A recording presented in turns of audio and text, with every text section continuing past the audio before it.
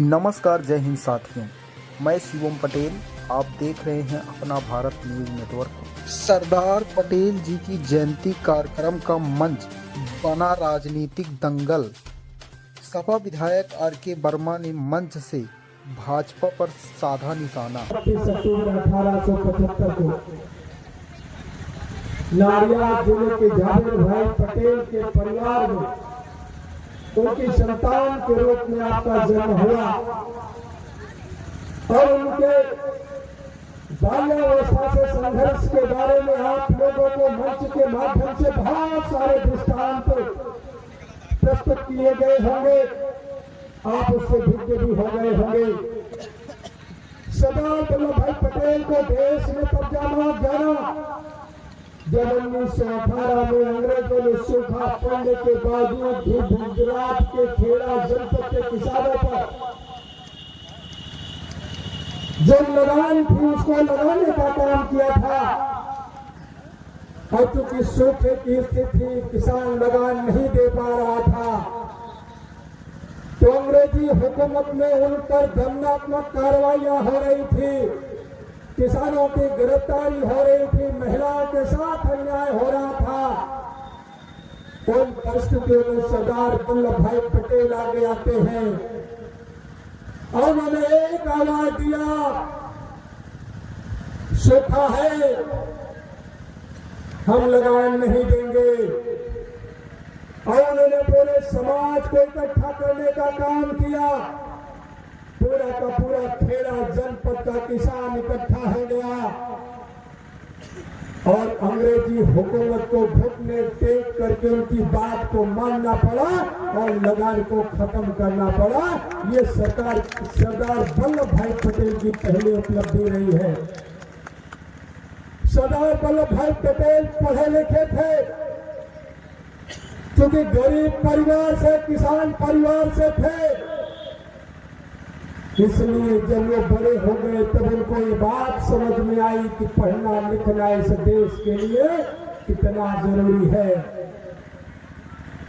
और इसके बाद लंदन के मिडिल टेम्पल लॉ कॉलेज से उन्होंने बैरिस्ट्री की डिग्री ली।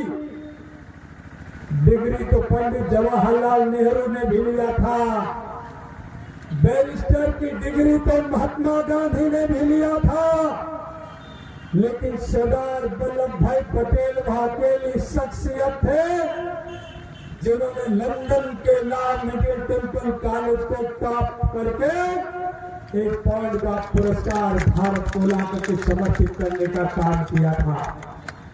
सरदार वल्लभ भाई पटेल टॉपर थे, इस बात की चर्चा कभी लोग करते हैं। और इसके बाद अंग्रेजी हुकूमत किसानों पर लगातार किसी न किसी रूप में जबरदस्ती करने का काम करती रही और 18 साल पूरा का पूरा वेद पढ़ डालो, पूरा का पूरा वेद पढ़ डालो, मिशन पढ़ डालो, आपको हिंदू शब्द नहीं मिलेगा, हिंदू धर्म का नाम भी नहीं मिलेगा। लेकिन आप तो सबसे बड़े हिंदू हो, मेरा उस पर कोई सवाल नहीं है, लेकिन सवाल इस पर जरूर है कि जो आज पहले आपको हिंदू बनाया जिन लोगों ने, फिर आपको सनातनी बनाने का काम कर रहे हैं। जब सनातन धर्म हुआ करता था और वैदिक धर्म हुआ करता था, लगभग 500 ईस्वी के उस पार जितना भी काल था, सबसे पहले सनातन का काल था और उसके बाद वैदिक काल आया। लगभग 500 ईसा पूर्व से लेकर के 5000 तक जो आपका वैदिक काल रहा है और सनातन काल रहा है, और लगभग उसके बाद जब आपका वैदिक काल आया 2500 से लेकर के इधर का 500 ईस्वी तक जो आया, इसमें आपका कानून क्या हुआ करता था, आप मुझे बता दो। इसमें कानून क्या हुआ करता था? मनुस्मृति ही कानून हुआ करती थी। आप वैदिक काल को पढ़ लो और आप सनातन काल को भी पढ़ लो, सनातन धर्म ही पढ़ लो और जानकारी कर लो कि उस समय का विधान क्या हुआ करता था, तो आपको पता चल जाएगा कि मनुस्मृति ही विधान होता था, वही राज चलाता था, वही समाज चलाता था, वही दंड देता था, वही सम्मान देता था। एक जुर्म की अलग अलग जाति, अलग अलग वर्ण व्यवस्था में होने की वजह से अलग अलग तरह का दंड देने का प्रावधान भी मनुस्मृति ही करता था। अगर किसी के द्वारा बहुत बड़ा जुर्म हो गया, हत्या हो गई, हत्या जैसा अपराध हो गया, तो अगर ब्राह्मण कुल में है तो उसको कुछ गायों का दान करके उसको पाप से मुक्ति दे दी जाती थी। और उससे नीचे आता है क्षत्रिय वर्ण, तो उसको कुछ और सजा दे करके मुक्ति दे दी जाती थी। और वैश्य समाज को भी उससे बड़ा दंड दे करके मुक्ति दे दी जाती थी। लेकिन अगर शूद्र समाज के द्वारा यह अपराध कारित किया गया तो उसको हाथियों से कुचलवा करके या पत्थर मार करके मार डालने की सजा दी जाती थी। एक ही जुर्म की अलग अलग सजा का प्रावधान ये मनुस्मृति करता था। इस देश में भेदभाव और बंटवारे की पराकाष्ठा को कायम करने का काम किया गया था। इसलिए मैं आप सब लोगों से मैं कहना चाहता हूँ कि आज की सरकार फिर से वही चाहती है कि आप दीनहीन कमजोर हो जाओ। आपकी लाइनें जब विश्वविद्यालय की ओर बढ़ने लगी, आपकी लाइनें जब प्रधानी के चुनाव से लेकर के लोकसभा के चुनाव तक बढ़ने लगी, आपके सदस्यों की संख्या जब पंचायत से लेकर के लोकसभा की पंचायत तक बढ़ने लगी, तब इनको चिंता होने लगी कि हमारा शासन कैसे होगा, हम शासन कैसे करेंगे। और उसी का एक षड्यंत्र का परिणाम ये भी है कि 27,000 प्राथमिक विद्यालय बंद करवा करके 27,000 शराब की दुकानें खुलवाने का काम किया गया। ये 27,000 शराब की दुकानें कहाँ है? ये 27,000 शराब की दुकानें गरीब किसानों के बीच में है। जो किसान की बस्तियां हैं, गरीबों की जो बस्तियां हैं, वहां पर सरकार ने 27,000 शराब की दुकानें खोलने का काम इसलिए किया कि आपका बेटा विश्वविद्यालय की लाइन में ना खड़ा हो पावे, आपका बेटा पंचायत से लेकर के लोकसभा की ओर न जाने पावे और शराब पी करके फिर से आप उसी गति को प्राप्त हो जाओ जहां से आए हो। फिर से षड्यंत्र है। इसलिए मैं आप सब लोगों से मैं कहना चाहता हूं, इस षड्यंत्र से सावधान रहना, इस षड्यंत्र से सावधान रहना। ये मुखौटा लगा करके आए हुए लोग आपकी भावना को ठगने का काम कर रहे हैं। आपको तो अच्छी तरह से ध्यान होगा, आपको अच्छी तरह से ध्यान होगा कि जब सीता मैया का हरण करना था तो रावण भी भेष बदल करके आया था कि नहीं?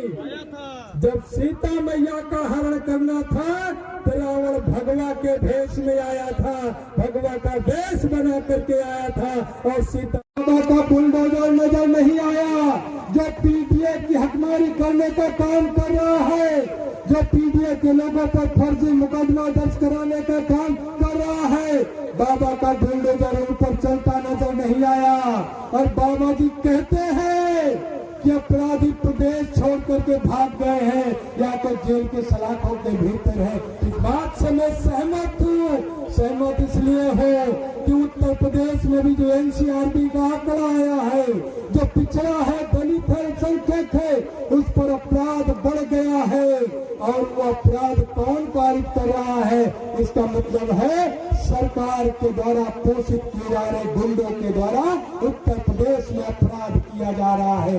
मैं पूछना चाहता हूँ, एक नाम अभी आप लोगों ने खूब चर्चा में सुना, एक कानपुर का ऋषिकांत शुक्ला जो दरोगा की नौकरी से सीओ तक पहुंचता है और महज 8 वर्षों में इनकाउंटर स्पेशलिस्ट बन जाता है। जो योगी की सरकार का इनकाउंटर स्पेशलिस्ट 8 वर्षों की सरकार में 100 करोड़ से ज्यादा रुपए कमाने का काम किया। ये लोग लुटेरे लोग हैं। ये भारतीय जनता पार्टी की सरकार में अभी एक अभिषेक प्रसाद का भी नाम आपने सुना, जो मुख्यमंत्री जी का सबसे करीबी था, जिसको लखनऊ का डीएम बनाया था, जिसको इन्वेस्ट यूपी का सीईओ बनाने का काम किया गया था। उसने बड़े पैमाने पर भ्रष्टाचार करने का काम किया। लेकिन भारतीय जनता पार्टी के लोग दिन भर भाषण करेंगे कि हमने कोई भ्रष्टाचार नहीं किया। एक छोटी सी नौकरी करने वाला व्यक्ति इनकाउंटर स्पेशलिस्ट बन करके ऋषिकांत शुक्ला जैसे अनेकों अधिकारी उत्तर प्रदेश में जनता का खून चूसने का काम कर रहे हैं। इनको मुकदमों का डर दिखा करके इनके पैसे का शोषण करने का काम कर रहे हैं। आज हर जगह भ्रष्टाचार बढ़ गया है, रिश्वतखोरी बढ़ गई है। इसलिए मैं आप सब लोगों से मैं कहना चाहता हूँ, अगर उत्तर प्रदेश बचाना चाहते हैं, अगर देश बचाना चाहते हैं, लोकतंत्र बचाना चाहते हैं, संविधान बचाना चाहते हैं, आरक्षण बचाना चाहते हैं, तो आपको संकल्प लेकर के जाना होगा कि सरदार वल्लभ भाई पटेल के सपनों का भारत बनाना है और 2027 में भारतीय जनता पार्टी को हरा करके समाजवादी पार्टी की सरकार बनाना है। बहुत बहुत शुक्रिया, धन्यवाद। जय भीम, जय भारत, जय समाजवाद।